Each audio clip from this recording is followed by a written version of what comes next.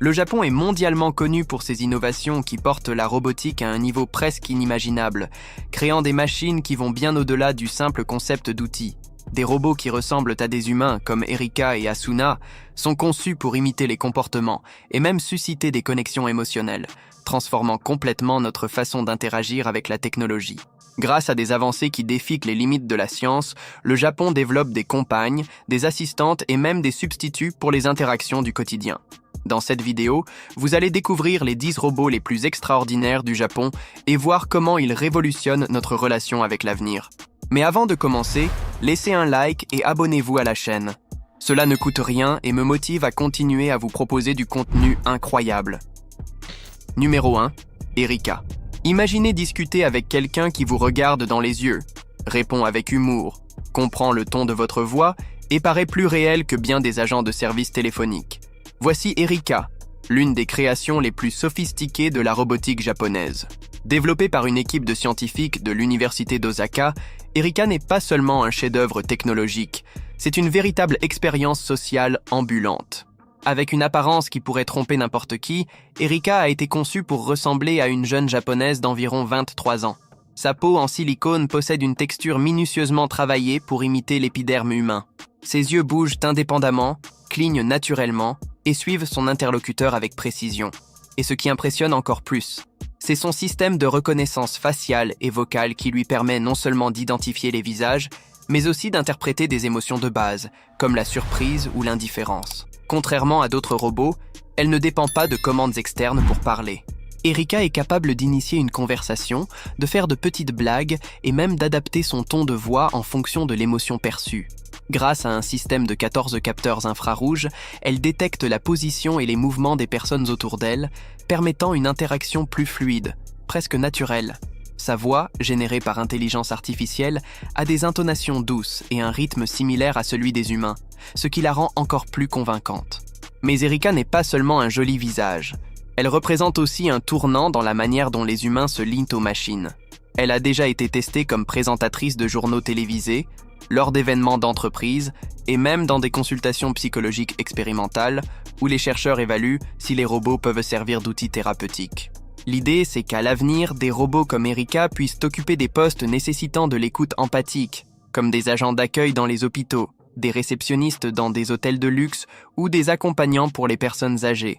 Beaucoup la considèrent déjà comme une étape majeure dans le développement des robots humanoïdes, et sa création démontre à quel point la robotique japonaise est avancée, ouvrant peut-être la voie à un futur où des compagnons robotiques comme elle feront partie de notre quotidien. Numéro 2. Asuna. Il est presque impossible de croire qu'elle n'est pas humaine. Créée par l'entreprise japonaise Alab, sous la direction de l'ingénieur Tashi Maeda, Asuna impressionne non seulement par son apparence réaliste, mais aussi par la naturalité de ses mouvements, de ses clignements d'yeux, de ses sourires, et même par ses réactions émotionnelles apparentes. Sa peau en silicone et ses muscles animatroniques reproduisent à la perfection les gestes et expressions d'une jeune femme. Son apparence est personnalisable, ce qui permet de la transformer en célébrité, en proche ou même en personnage fictif, rendant sa présence encore plus troublante. Bien qu'elle ne dispose pas d'intelligence artificielle propre, ses mouvements sont contrôlés à distance avec une telle fluidité qu'il est difficile de faire la différence entre machine et être humain.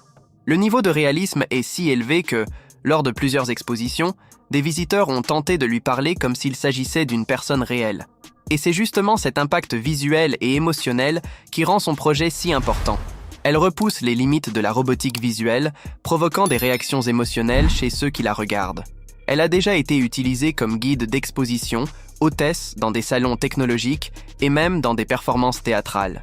Sa capacité à exprimer des émotions simples comme la surprise, la joie ou la neutralité crée une connexion, même illusoire, avec le public. Le projet sert également de base à des études sur ce que l'on appelle la vallée de l'étrange, ce moment où les robots deviennent si semblables aux humains qu'ils provoquent un malaise. Même sans conscience ni autonomie, ce qu'elle représente est clair. Nous nous rapprochons de plus en plus d'un futur où les robots non seulement nous ressembleront, mais occuperont aussi des espaces autrefois exclusivement humains. Numéro 3. Actroid. Mais Erika et Asuna ne sont pas les seuls à attirer l'attention lorsqu'on parle de robots réalistes au Japon. Bien avant elle, en 2003, le monde a été surpris par le lancement de l'Actroid, l'un des tout premiers robots humanoïdes ultra réalistes jamais créés. Développé par des scientifiques de l'université d'Osaka en partenariat avec la société Kokoro Company Letiji, l'Actroid a été conçu pour ressembler à une jeune japonaise, mais avec une apparence qui, pour beaucoup, provoque plus d'étrangeté que d'empathie. Avec une peau en silicone, des yeux qui bougent de manière coordonnée, des lèvres qui bougent en synchronie et même une respiration simulée, l'Actroid a été pionnier dans la création de l'illusion de vie dans une machine. Il ne fait pas que ressembler à un humain. Il essaie aussi de se comporter comme tel. Il est capable de cligner des yeux, de bouger la tête, de simuler des expressions faciales et de répondre à des stimuli extérieurs, comme des sons ou l'approche de personnes. Ce qui le rend spécial, ce n'est pas seulement son apparence, mais la façon dont il interagit. Équipé de capteurs répartis sur tout le corps et d'une intelligence artificielle basique, l'Actroid peut détecter lorsqu'une personne s'approche, établir un contact visuel et répondre par des phrases préenregistrées. Certaines versions plus modernes réagissent même au toucher physique, exprimant une forme de surprise ou d'inconfort. Malgré une apparence un peu rigide et parfois troublante, il a été utilisé avec succès comme hôte lors d'événements internationaux, comme guide d'exposition et même comme démonstrateur dans des expériences pédagogiques. L'Actroid est devenu un objet d'étude pour ce que l'on appelle la vallée de l'étrange, cette limite où les robots ressemblent tellement à des humains qu'ils commencent à provoquer un malaise psychologique. Aujourd'hui encore, il est considéré comme un tournant dans l'histoire de la robotique. Et plus qu'une machine, il est le reflet de notre volonté d'accepter l'artificiel dans notre vie quotidienne. Si vous aimez la vidéo, laissez un like et abonnez-vous à la chaîne pour plus de contenu comme celui-ci. Numéro 4. Alter. Contrairement aux robots précédents, qui semblent si réels qu'on peut les confondre avec des personnes ordinaires, Alter effraie un peu par son apparence. Son corps métallique, squelettique et presque extraterrestre rompt totalement avec l'esthétique humanoïde traditionnelle. Mais ce qu'il manque en réalisme visuel, il le compense par quelque chose d'encore plus intrigant. Des mouvements spontanés, presque organiques, qui donnent l'impression qu'il pense par lui-même. Créé dans le cadre d'une collaboration entre l'artiste Takashi Ikegami et le célèbre scientifique Hiroshi Ishiguro, Alter n'a pas été conçu pour ressembler à un humain, mais pour agir comme s'il possédait un esprit vivant. Au cœur de son fonctionnement se trouve un système appelé générateur central de schémas neuronaux, qui simule le fonctionnement des neurones humains. Cela permet au robot de bouger de manière autonome, sans dépendre de commandes extérieures ni de séquences préprogrammées. Équipé de 42 actionneurs pneumatiques, Alter bouge les bras, la tête, le torse et les doigts de façon fluide, souvent imprévisible. Ces capteurs collectent des informations comme la température, les bruits, la proximité des personnes ou encore l'humidité de l'air, et ses réactions à ces données sont toujours différentes. C'est comme s'il avait de l'humeur, une volonté ou une personnalité. Sa présence est à la fois troublante et fascinante. Lors d'expositions publiques au Japon, de nombreux visiteurs ont rapporté la sensation d'être observés par une entité consciente. Et c'est peut-être précisément cela l'objectif. Briser la frontière entre la machine et la présence vivante, sans dépendre de visages beaux ou d'expressions réalistes. Numéro 5. Ibuki. Un autre robot qui repousse les limites de ce que nous connaissons est Ibuki, une création qui surprend non pas par sa puissance ou sa précision technologique, mais par son apparence innocente et sa finalité émotionnelle. Conçu pour ressembler à un enfant d'environ 10 ans, Ibuki représente une nouvelle étape dans la robotique japonaise, tenter de créer des liens affectifs réels entre humains et machines. Il possède un visage expressif, de grands yeux curieux, des mouvements doux et un comportement docile.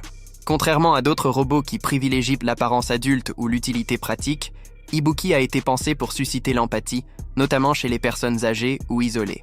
Ibuki ne marche pas sur des jambes, mais se déplace sur des roues. Il peut cligner des yeux, tourner la tête, sourire, tenir la main de quelqu'un et même imiter des expressions humaines. Équipé d'une intelligence artificielle, il reconnaît les visages, répond aux questions et adapte son ton de voix au contexte de la conversation.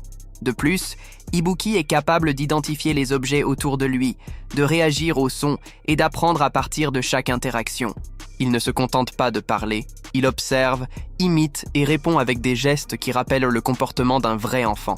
Cette combinaison entre un comportement prévisible et une apparence enfantine crée une sensation de réconfort soigneusement calculée par ses développeurs. Plus qu'une expérience sociale, Ibuki est utilisé dans des maisons de retraite et des écoles où il joue le rôle de compagnon émotionnel et d'outil pédagogique. Son objectif est clair, soulager la solitude et offrir une présence, même artificielle. Numéro 6. Pepper. Conçu pour interagir de manière sensible avec les humains, ce robot est capable de reconnaître des émotions comme la joie, la tristesse et la surprise. Grâce à sa facilité d'interaction, Pepper a trouvé sa place dans des hôpitaux, des écoles et même des banques, où sa mission principale est de réduire la solitude et d'aider dans les tâches quotidiennes, en orientant les personnes avec une approche chaleureuse. Avec des bras flexibles et des capteurs capables de détecter les expressions faciales et le ton de la voix, Pepper ajuste ses réponses en fonction de l'humeur de son interlocuteur. De plus, il chante, danse et raconte même des blagues, ce qui en fait l'un des robots les plus appréciés au Japon. Son succès tient à son approche amicale et sensible. Pepper a été lancé en 2014 par SoftBank Robotics et est rapidement devenu l'un des robots sociaux les plus connus au monde. Il mesure 1,20 m, possède de grands yeux lumineux et une apparence sympathique qui inspire la confiance. Contrairement à d'autres robots qui impressionnent par leur réalisme, Pepper séduit par son expressivité et sa manière de communiquer, ce qui le rend idéal pour les environnements publics où le contact humain est essentiel. Sa programmation lui permet d'identifier jusqu'à 5 émotions humaines de base et de réagir par des phrases préprogrammées ou des gestes doux. Il a déjà été utilisé dans plus de 2000 établissements au Japon, y compris dans des funérailles, des cérémonies religieuses, des magasins, des hôtels et même dans des aéroports. Au-delà du soutien émotionnel, Pepper est également utilisé à des fins éducatives, aidant les enfants ayant des difficultés sociales à développer leurs compétences en communication. Sa présence est toujours accueillie avec des sourires et de la curiosité. Malgré ses limitations techniques, il représente une étape importante vers une cohabitation quotidienne avec des robots sociaux. Son plus grand atout n'est pas de ressembler à un humain, mais de charmer en étant différent. Numéro 7. Aibo. Connu comme le chien robotique de Sony, Aibo a été le tout premier animal de compagnie robotisé doté d'intelligence artificielle. Il est capable de développer une personnalité propre en s'adaptant à l'environnement familial et en interagissant avec les membres de la maison. Équipé de caméras, de capteurs et d'une intelligence artificielle, il reconnaît les visages, réagit au toucher et aux caresses, apprend des commandes et exprime ses émotions par des mouvements et des sons. Contrairement à d'autres robots programmés avec des réponses fixes, Aibo évolue avec le temps. Au fur et à mesure qu'il interagit avec ses propriétaires, il développe des comportements uniques qui varient selon la manière dont il est traité. Chaque Aibo devient différent, plus joueur ou plus calme, en fonction de sa vie quotidienne. Avec des yeux constitués d'écrans OLED et environ 30 moteurs répartis dans tout son corps, Aibo remue la queue, s'assoit, fait semblant de dormir et peut même demander à être pris dans les bras. Il peut aussi être contrôlé via une application, permettant à l'utilisateur d'enseigner des tours et de suivre l'évolution du robot. Bien au-delà d'un jouet, Aibo est utilisé au Japon à des fins thérapeutiques auprès des personnes âgées, dans les hôpitaux, les cliniques et même dans des appartements où les animaux réels ne sont pas autorisés. Et vous, aimeriez-vous avoir un robot comme animal de compagnie ? Numéro 8.